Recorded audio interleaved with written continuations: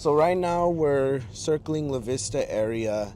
I'm the only one out here right now, but we're gonna have folks coming out to watch HQ, which is the Santa Maria ICE office, in around 20 minutes or so. We've been seeing a lot of raid vehicles drive through here later at night, and so it's been a high priority of ours to be out here because this is where we believe the next attack is going to be. 805 Undocuund, a nonprofit organization that reports on ICE activity throughout the Central Coast, has a network of volunteers led by 18-year-old Santa Maria native Cesar Vasquez. Every single vehicle that comes in and out, we keep track. Every single license plate that, is used during a raid, we keep track of it. The vehicles that they're using most of the times are everyday vehicles. They're Acuras, they're Kixes, they're Chargers. They're things that we'd see out in the daily. The only difference is who's driving it and the cage that's in the back. I mean, every single day since late fall or so, there has been a kidnapping, right? It's very rare for there not to be a kidnapping at all.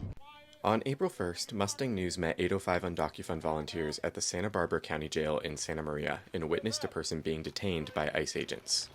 Back up! Back up! Take a look. No firmes nada. Back No up! digas nada, Don't don. care. What Back ma- up! you don't care. What may Back she up, lady. do? Back up! It's Dude, okay. whatever you No want, I don't firmes care. nada, no digas nada. Back up! We're on the Back sidewalk. up! Stay away! Observe! Observing doesn't mean talking. Observing doesn't mean interfering. We're not interfering. This one, you better get out of my face. You better get out of my face. We're not interfering. I know that after I witness these kidnappings, I have to call the family. I have to tell them. I have to notify them, and that's the hardest part. And it's a horrible phone call to make. It's the worst phone call that I've ever had to make. Some students at Cal Poly believe not enough people at the university know about what is going on in and around their community. We kind of live in this bubble here in the Central Coast, and so it doesn't feel as localized of an issue. I think it's really important that students are aware that ICE is here in the Central Coast. That's something that I think they're very disconnected. They think, oh, this only happens in Chicago, this only happens in DC, in these places that get in LA where there's a lot of attention, but it's happening here, and I think 805 does a great job of bringing awareness but also resisting it. The neighborhoods I drive through are no longer neighborhoods I grew up in or walked to go to the grocery store.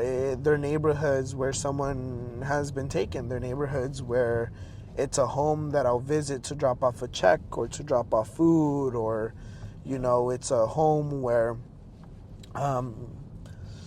there's a kid that I went to high school with who no longer has a father, who no longer has a mother.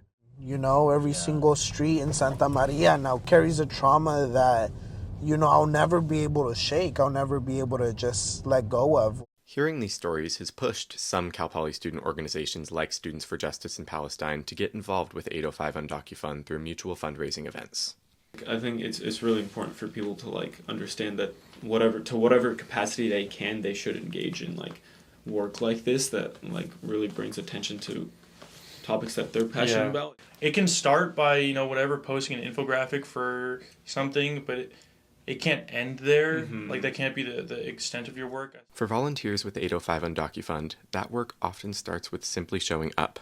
It's grown to a level where we can walk into a store that we've canvassed in wearing the orange bandana, and the person at the register, the owner knows or is asking for more red cards, right? When we're out there in the community, they recognize us, they see us, and they feel a bit safer. I think it's important to remember that, we're all humans, that we're fighting for humans, we're fighting for each other. Every single one of us is one bad night, one bad heartbreak, one bad mistake away from being in here, and then based on where you live, we're one step away from being taken by ICE. And so it really is just remembering and reminding each other that we're all human and that it's everyone's first time living. For Mustang News, I'm Nicholas Parrott.